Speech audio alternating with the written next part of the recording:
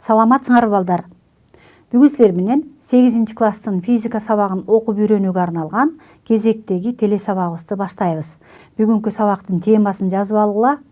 Өткөргүчтөрдүн электр тогу менен ысышы Джоуль-Ленцтин закону.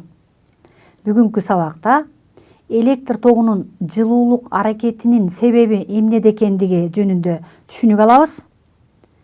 Жана Джоуль-Ленцтин закону менен таанышып, бул закондун формуласын, бирдиктерин чыгарабыз жана эсептөөлөрдү жүргүзөбүз. Анда бүгүнкү сабакка көңүлүңөрдү бургула. Биз күндөлүк жашообузда ар түрдүү электр приборлорун колдонобуз. Мисалы, электр плиткасы, электр чайнек, электр ысыткыч куралдар жана телевизор, компьютер жана башка куралдар. Мына ушул куралдардын баары электр тогу менен иштейт. Электр тогунун энергиясын пайдаланабыз.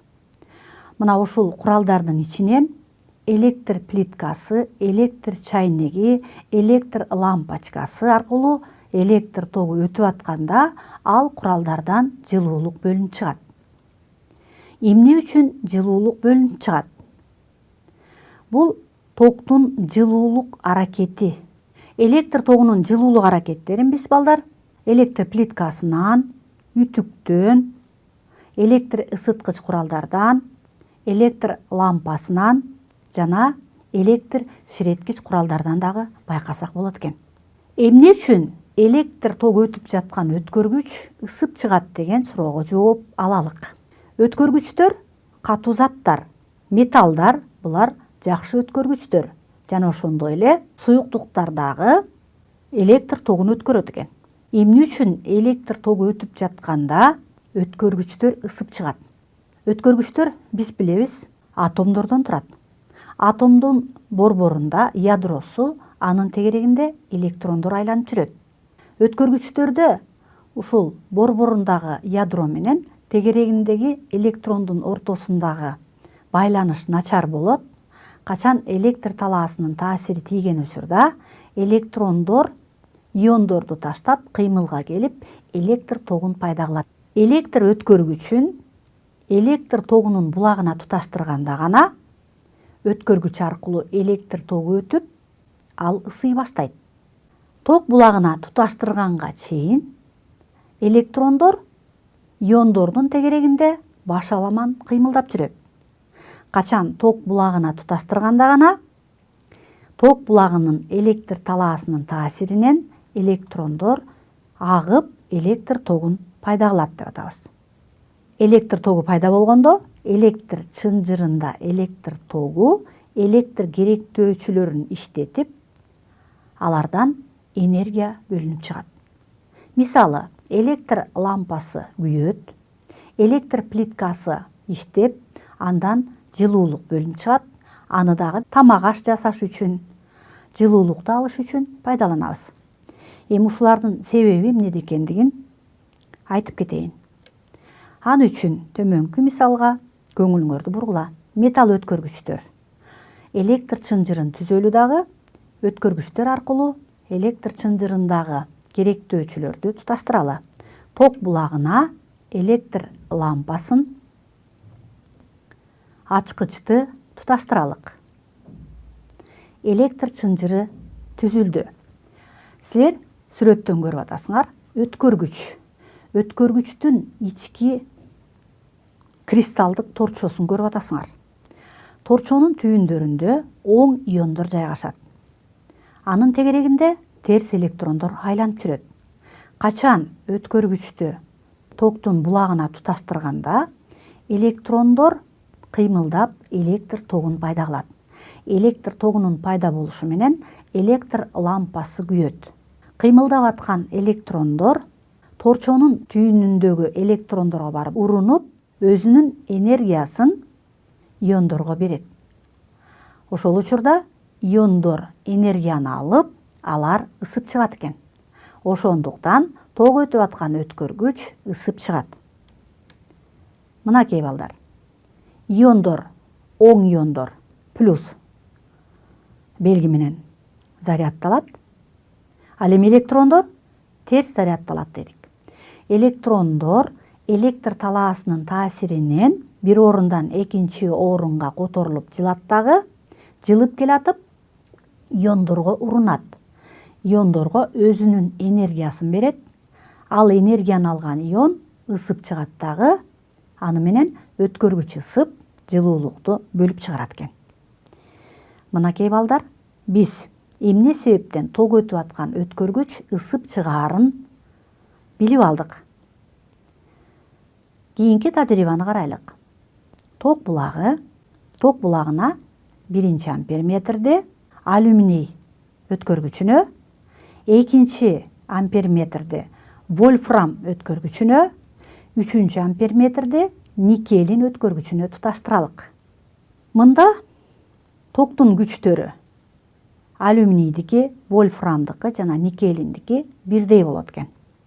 Анда И1 алюминийдеги токтун күчү, И2 вольфрамдыкы, И3 никелиндики.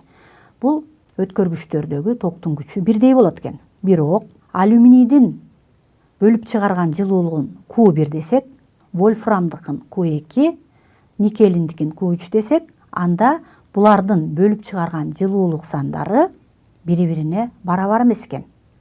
Башкача айтканда, ар түрдүү өткөргүчтөр аркылуу электр ток өткөндө алардан бөлүнүп чыккан жылуулук саны ар башкача болот экен. Эмне себептен ар башкача болот? Мынакей силер электр плиткасынын спиралынын кызарып, андан жылуулук бөлүнүп чыгып атканын сүрөттөн көрүп атасыңар.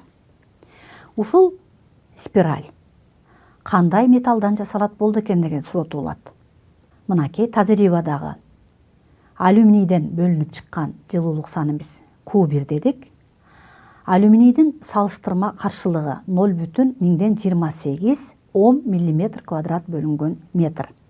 Бул эмне дегенди билдирет балдар? Узундугу 1 метр, туурасынан кесил шаянты 1 миллиметр квадрат болгон алюминийдин каршылыгы 0,28 Омго барабар дегенди билдирет. Ал эми вольфрамдыкы 0,55 Омго барабар экен. Никелиндики 0,14 Омго барабар экен. Эми ушул салыштырма каршылыктары боюнча булардын каршылыктарын салыштырып көрөлүк. Алюминийдики каршылыгы кичинекей экен. Аныкына караганда вольфрамдын салыштырма каршылыгы чоң экен. Ал эми никелиндики өтө чоң экен. Мына ушул 3 өткөргүчтүн ичинен каршылыгы чоң болгон өткөргүчтү электр плитасынын спирали катары колдонсок болот экен. Себеби каршылыгы чоң болгон өткөргүчтөн жылуулук бөлүнүп чыгат. Ал эми каршылыгы кичинекей болгон өткөргүчтөр кыймылдап келаткан электрондорго туруштук бере албастан алар күйүп кетет экен. Демек, каршылыгы чоң болгон өткөргүчтөрдү биз андан жылуулук бөлүп алуу үчүн турмушта колдонот экенбиз. Электр ысыткыч куралдарында, электр плиткасында, электр үтүгүндө мына ушул каршылыгы чоң болгон өткөргүчтөрдү колдонобуз. Ал эми каршылыгы кичинекей болгон өткөргүчтөрдү каяка колдонобуз? Каршылыгы кичинекей болгон өткөргүчтөрдү аларды өткөргүчтөр катары, башкача айтканда, электр линияларында колдонобуз. Алардын каршылыгы чоң болсо, анда энергия коромжуга учурайт да. Ошондуктан каршылыгы кичинекей болгон өткөргүчтөрдү өткөргүч катарында колдонобуз. Ал эми каршылыгы чоң болгон өткөргүчтөрдү жылуулук бөлүп алуу үчүн колдонот экенбиз. Суюктуктар аркылуу ток өткөндө дагы суюктуктардан жылуулук бөлүнүп чыгат экен. Мисалы, туздуу сууну идишке куюп, ага 2 электродду салып, электроддун бир учун ток булагынын бир уюлуна, экинчи учун электр лампочкасы аркылуу экинчи уюлуна туташтырсак, электр чынжыры түзүлөт дагы, туздуу суу аркылуу электр ток өтөт. Мына ушул тажрыйбадан ток өтүп аткан суюктуктун ысып чыгаарын байкасак болот экен. Аны үчүн термометрди туздуу сууга салсак, термометрдин температурасы жогорулагандыгын байкасак болот экен. Демек, суюктуктар аркылуу ток өткөндө дагы жылуулук бөлүнүп чыгат экен. Муну биз кийинки сабакта дагы айтып кетебиз. Кыймылсыз металл өткөргүч аркылуу ток өткөндө токтун жумушу толугу менен өткөргүчтүн ички энергиясына өтүп, өткөргүч ысып чыгат. Ысыган өткөргүч алган энергиясын жылуулук түрүндө курчап турган чөйрөгө берет. Буну англиялык окумуштуу жана орустун окумуштуусу экөө бири-биринен көз карандысыз бир мезгилде ачкан. Ошондуктан англиялык окумуштуу Джеймс Прескотт Джоульдун жана орустун окумуштуусу Ленцтин атынан бул закон Джоуль-Ленц закону деп аталып калган. Бул эки окумуштуу бир убакта бири-биринен көз карандысыз ушул законду ачкан экен. Джоуль 1841-жылы ачкан, ал эми Ленц 1842-жылы ачкан. Экөөнүн наамынан Джоуль-Ленц закону деп аталып калган.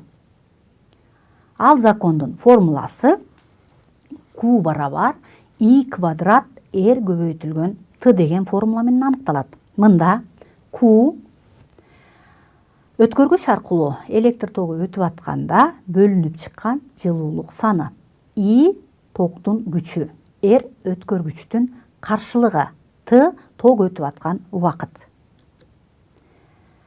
Тогу бар өткөргүчтөн бөлүнүп чыгуучу жылуулук саны ток күчүнүн квадратын өткөргүчтүн каршылыгына жана ток өтүүгө кеткен убакытка көбөйткөнгө барабар деген закон экен. Мына ушул формула менен аныктала турган эрежеси ушундай. Бул токтун аткарган жумушу.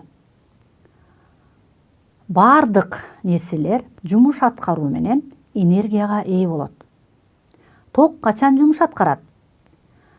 Электр талаасынын таасири астында өткөргүч боюнча заряд бир орундан экинчи орунга которулат. Ошол учурда токтун жумушу аткарылат.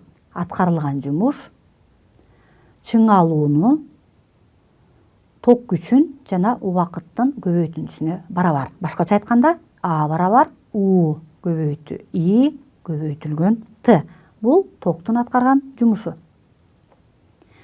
Жумуш аткаруу менен жылуулук бөлүнүп чыгат экен.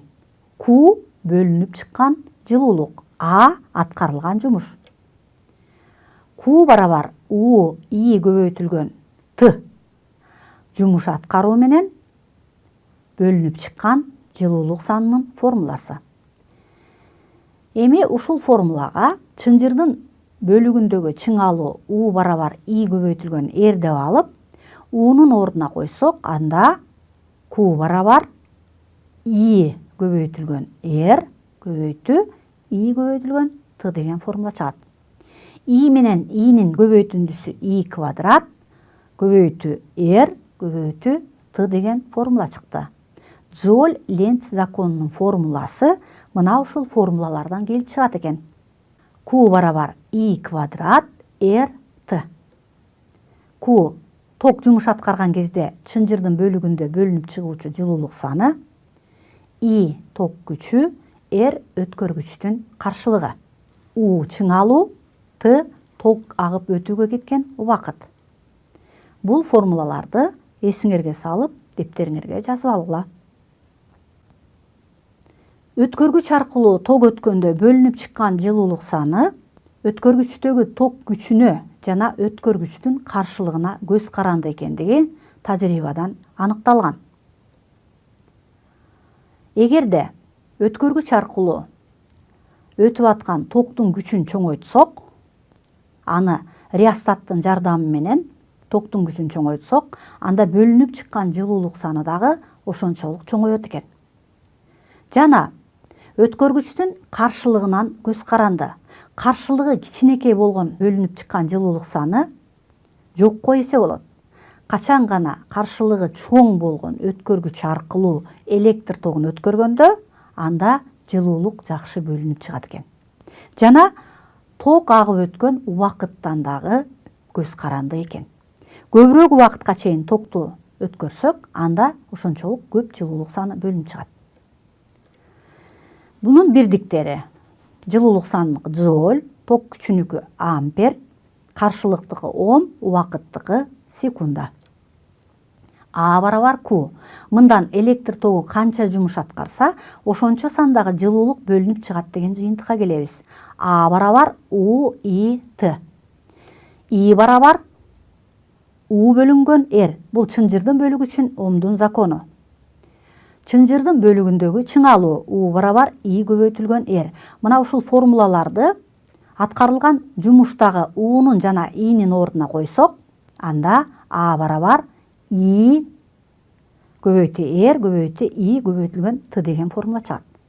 Анда А барабар I квадрат RT аткарылган жумуш, ал А барабар Q'га. Бул Q барабар I квадрат RT деген формула электр тогу канча жумуш аткарса, ошончо сандагы жылуулук бөлүнүп чыгат деген жыйынтык. Эми ушуларды бышыкташ үчүн төмөнкү мисалдарга көңүлүңөрдү бургула. Велосипедке орнотулган генератор чыңалуусу 6 вольт жана ар бир лампадагы ток күчү 0,28 ампер болгон 2 лампа үчүн ток иштеп чыгарат. Генератордун кубаттуулугун жана 2 саат ичиндеги токтун жумушун аныктагыла. Берилди. 2 лампадагы токтун күчтөрү 0,28 амперге барабар экен. Лампанын саны 2. Чыңалуу 6 вольтко барабар. 2 саат иштеген учурдагы токтун жумушун аныктагыла дейт. 2 саатты секундага айландырсак, 7200 секунда. П барабар суро. А барабар суро. Токтун кубаттуулугун жана жумушун аныктайбыз. Чыгаруу. П барабар U көбөйтүлгөн I. Бул токтун кубаттуулугунун формуласы. Аны N'ге көбөйтөбүз 2 лампа үчүн кубаттуулугун эсептеш үчүн. А барабар P көбөйтүлгөн T. P барабар N көбөйтү I көбөйтүлгөн U деген формулага коюп, кубаттуулугун эсептеп чыгарсак, N 2 лампанын саны көбөйтү токтун күчү 0,28 ампер көбөйтү 6 вольт барабар 3,36 ваттка барабар. Бул кубаттуулугу. Эми аткарылган жумушту эсептеп чыгарсак, А барабар P көбөйтүлгөн T барабар кубаттуулугун таап алып, аны убакытка көбөйтсөк, анда аткарылган жумуш чыгат. 3,36 ватт көбөйтү 7200 секунда барабар 6,72 киловатт саатка барабар болду. Жообу: кубаттуулук 3,36 ватт, жумуш 6,72 киловатт саат. Андан кийинки мисалга көңүлүңөрдү бургула. Кубаттуулугу 150 ватт болгон электр лампасынын 800 саат ичиндеги энергияны сарпташын аныктагыла. Лампа 800 саат иштептир. Ошол учурдагы канча энергияны сарптаганын эсептеп чыгарышыбыз керек. Берилди. П кубаттуулук 150 ватт, иштөө убактысы 800 саат, А аткарылган жумушту табышыбыз керек. Муну чыгаруу үчүн А барабар P көбөйтүлгөн T деген формуланы колдонобуз. Ушуга коюп эсептесек, кубаттуулугу 150 ватт көбөйтү 800 саатты секундага айландырыш үчүн 800'тү 3600 секундага көбөйтөбүз. Барабар 43,2 көбөйтү 10^7 даражасындагы джоульго барабар. 1 киловатт саатта 1 киловатта 1000 ватт көбөйтү саат. 1 саатта 3600 секунда. 3600'тү 1000ге көбөйтсөк, 3,600,000 джоуль. 1 киловатт саатта ушунча джоуль бар. 43,2 көбөйтү 10^7 даражасындагы джоульду 3,600,000ге бөлсөк, анда киловатт саат чыгат. Барабар 120 киловатт саат чыкты. Бул мисал менен биз джоульду кантип киловатт саатка жана киловатт саатты кантип джоульго айландырып алсак болот экен. Ошону көрдүңөр. Жообу: аткарылган жумуш 43,2 көбөйтү 10^7 даражасындагы джоуль бөлү 3,600,000 барабар 12 киловатт саат экен. Эмне үчүн электр плиткасына токту алып келүүчү зымдар, шнурлар, плитканын спирали сыяктуу кызарып ысыбайт деген суроого жооп берели. А. Өткөргүчтүн каршылыгы аз болгондуктан деген жооп туурабы, же Б. Өткөргүчтүн каршылыгы өтө чоң болгондуктан деген жооп туурабы? Эмне үчүн электр плиткасына токту алып келүүчү зымдар кызарып ысыбайт деген суроонун жообу себеби ал өткөргүчтөрдүн каршылыгы аз болгондуктан деген жооп туура келет экен. Эми бүгүнкү сабагыбызды жыйынтыктайлы. Биз бүгүн силер менен Джоуль-Ленц законун окуп үйрөндүк. Бул Джоуль-Ленц закону өткөргүч аркылуу ток өтүп атканда бөлүнүп чыккан жылуулук саны токтун күчүнөн жана өткөргүчтүн каршылыгынан жана ток өткөн убакыттан көз каранды болот экен. Эмне себептен ток өтүп аткан өткөргүч ысып чыгаарына токтолдук. Анын себебин түшүндүк балдар. Анда эмесе ушуну менен бүгүнкү сабагыбыз аягына чыкты. Көңүл бурганыңарга рахмат, саламатта калгыла.